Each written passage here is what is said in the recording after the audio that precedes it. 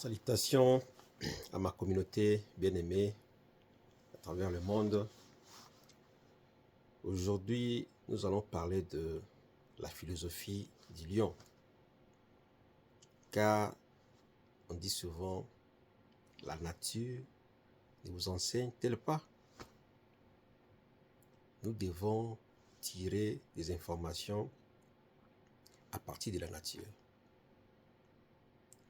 Alors, quand on regarde dans la savane, quand on compare les lions avec d'autres animaux plus gros comme l'éléphant, on trouve que l'éléphant est de loin plus gros que le lion, plus lourd que le lion, plus fort que le lion. La même chose avec l'hippopotame, les buffles et même le crocodile qui a un coup de gueule très infernal. Mais les lions, si nous devons comparer les lions avec tous ces animaux-là, les lions ont une attitude de gagnant ou une attitude positive. Alors, vous verrez souvent que quand un lion voit un éléphant, il se dit bon appétit. Pour lui, l'éléphant représente sa nourriture. Il attaque facilement. Des fois, vous voyez un lion attaquer un gros éléphant. Il attaque souvent par sa tactique ou sa stratégie, le cou ou les pattes pour affaiblir. Par les coups, il cherche à étouffer sa proie. Et par les pattes, il cherche à l'affaiblir pour le mettre KO, le mettre down. Et ensuite finit son travail. La même chose quand le lion attaque les buffles. Vous savez que le coup de corne de buffle est très dangereux. Mais le lion s'en moque. Il attaque les buffles. Il attaque l'hippopotame. Alors, qu'est-ce que nous devons tirer comme conclusion ou quelle philosophie nous devons tirer de cet aspect des choses? Tant qu'humains, nous avons tous des difficultés. Des fois, il y a des difficultés qui sont grandes. En relation, dans un couple, il y a mésentente entre les deux conjoints. Nous devons toujours chercher des solutions. Même la séparation, c'est une solution. Donc, arrêtons de trop nous plaindre parce que nous avons remarqué que nous devons comparer les anglophones et les francophones. Les francophones aiment trop se plaindre, surtout nous de l'Afrique centrale. Nous rejetons tout sur les gouvernements. C'est vrai qu'il y a beaucoup de gouvernements qui sont responsables de beaucoup de choses, oui. Mais il n'y a jamais eu un gouvernement parfait. Même ici, aux États-Unis, les gens se plaignent de notre gouvernement. Bien que les États-Unis soient un pays, une superpuissance dans l'armée, l'agriculture, l'automobile, la technologie. Mais les gens se plaignent toujours.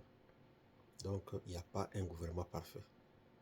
Et nous ne devons pas comparer l'Afrique. Ici, ils ont une histoire qui dépasse 300 ans. Donc, nous n'avons pas la même réalité. Arrêtons de nous plaindre et cherchons à trouver solution à nos problèmes, grands soient-ils, dans nos relations amoureuses, dans nos travails, dans nos familles, dans nos business, et j'en passe. Ici, en Amérique, 80% des compagnies sont des compagnies privées. Parce que ils ont cette audace d'oser, de commencer. Ils tombent, des fois ils échouent, ils se relèvent et ils réussissent. Même le président Donald Trump qui est au pouvoir aujourd'hui a échoué plusieurs fois. On le voit aujourd'hui, on ne voit pas d'où il est venu. Arrêtons de nous plaindre, cherchons à trouver solution à nos problèmes. Parce que personne ne viendra à notre rescousse. C'est pourquoi je voulais imager l'attitude du lion, ou la philosophie du lion, pour nous servir de leçons, parce qu'on dit, est-ce que la nature ne vous enseigne-t-elle pas? La nature doit nous enseigner. Nous devons continuer à avancer. Quand on ne peut pas courir, il faut marcher. Quand on ne peut pas marcher, il faut ramper, pourvu que l'on arrive. C'était notre message d'aujourd'hui. Moi, votre frère, je suis passé dans beaucoup de pays, là où je ne connaissais personne. Je me suis reconverti pour faire des choses que je ne faisais pas avant. À partir de l'Afrique, quand j'étais encore chez mes parents, je ne manquais pas à boire, à manger ou à dormir, mais j'avais commencé déjà à me prendre en charge. J'ai voyagé des fois par pirogue pour chercher ma vie. Parce que je me suis dit que la vie de mes parents, c'est pour eux, moi je dois chercher. C'est pourquoi je suis là aujourd'hui. À cause de mon courage, à cause de cette attitude-là des gagnants, comme un lion. Devenons des lions dans la savane. Arrêtons de nous plaindre. Le gouvernement ne peut pas tout faire pour nous. Nous devons nous prendre en charge. Quand on veut, par exemple, entreprendre dans l'agriculture, le gouvernement ne viendra pas vous empêcher de le faire.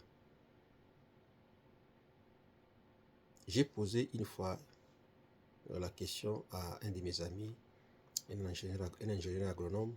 Je lui ai posé la question de savoir, mais pourquoi vous n'avez même pas un champ de 2 hectares? Il m'a répondu, pardon, un problème de moyens. Moi, j'ai dit non, c'est pas un problème de moyens, parce que ils ont une association et ils se cotisent.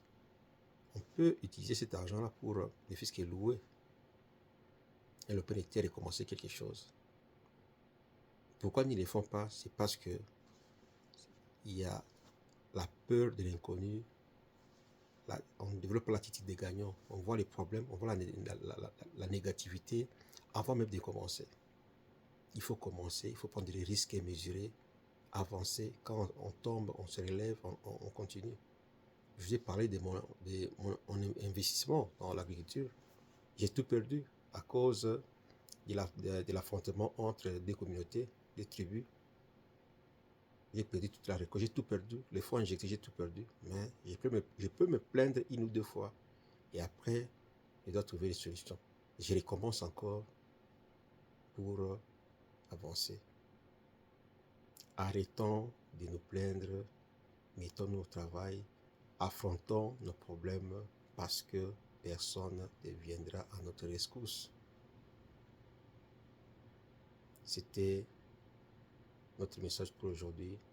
Ici, c'est Tana Force. Si vous voulez suivre nos émissions, allez sur YouTube, cliquez Héritage, ajoutez Tana Force, partagez. Nous mettons un point ici. Peace.